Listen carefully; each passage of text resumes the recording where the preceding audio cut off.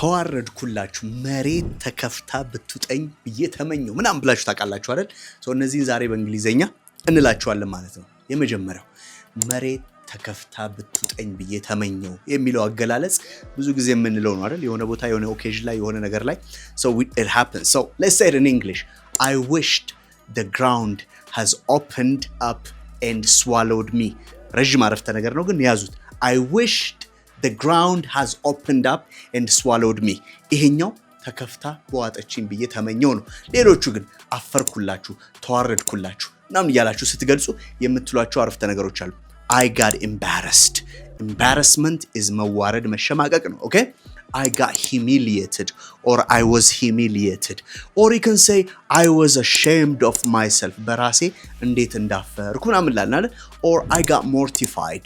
እነዚህን ኤክስፕሬሽኖች ከተጠቀማችሁ አፈርኩ፣ ተሸማቀቅኩ፣ በቃ መሬት ተከፍታ በዋጠችኝ ብዬ ተመኘው የምትሉትን ይገልጻል።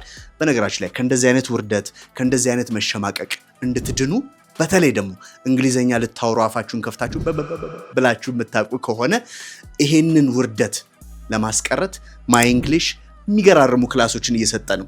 የግሩፕ ክላስ፣ የሚኒ ክላስ፣ የቪአይፒ ክላሶችን አዘጋጅተን እየጠበቅናችሁ ነው። በኦንላይንም አለ። ባዮ ላይ ቁጥር አለላችሁ፣ ደውሉልን። We'll see you next time. Bye for now.